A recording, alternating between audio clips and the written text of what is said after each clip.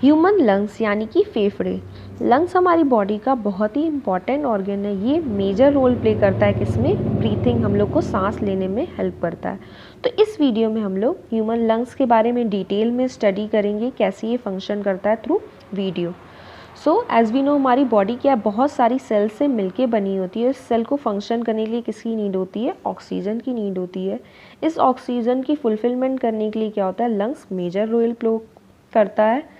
जैसे ही हमारी बॉडी में लंग्स में ऑक्सीजन आती है, ये ब्लड के थ्रू ट्रांसपोर्ट हो जाती है सेल्स में। सेल्स क्या करती है, कार्बन डाइऑक्साइड रिलीज़ करेगी, फिर क्या हो जाता है, यही कार्बन डाइऑक्साइड लंग्स के थ्रू बाहर चली जाती है।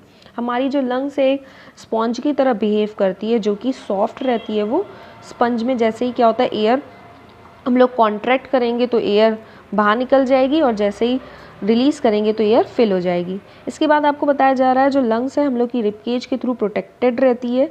राइट लंग्स जो होती है वो थोड़ी लार्ज रहती है, वेज लेफ्ट लंग्स थोड़ी स्मॉल रहती है। राइट लंग्स में 3 लोब्स पाए जाते हैं, वेयर लेफ्ट लंग्स में 2 लोब्स पाए जाते हैं। बीच में क्या होता है, हार्ट प्रेजेंट होता है। लेफ्ट लंग स्मॉल होने का रीज़न होता है ताकि हार्ट अच्छे से फिट हो जाए। नीचे साइड डायफ्राम एक मसल प्रेजेंट होती है, जो कि इम्पॉर्टेंट रोल प्ले करती है रेस्पिरेशन प्रोसेस में, ब्रीथिंग प्रोसेस में। जैसे ही हम लोग सांस लेते हैं, डायफ्राम नीचे चला जाता है, लंग्स में एयर फिल हो जाती है। जैसे ही हम लोग एक्सेल करते हैं, डायफ्राम ऊपर चला जाता है और लंग्स हम लोग बाहर रिलीज़ कर देते हैं। साथ में रिब केज भी बहुत इंपॉर्टेंट रोल प्ले करता है एक्सपिरेशन और इंस्पिरेशन में।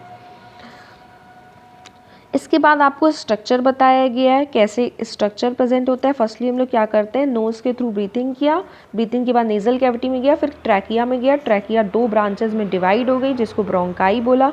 ब्रोंकाई में फर्दर ब्रांचेस पाई जाती है, जिसको ब्रोंक्यूल्स बोल देते हैं। लास्ट में क्या होता है, एक सैक टाइप का स्ट्रक्चर प्रेजेंट है, जिसको हम लोग एल्वियोलाई बोल देते हैं। यही एल्वियोलाई मेजर रोल प्ले करता है गैसियस एक्सचेंज में, ब्लड में और लंग्स में। यही इस एल्वियोलाई के थ्रू गैसियस एक्सचेंज होता है। कैसे होता है, इसकी वॉल बहुत थिन होती है।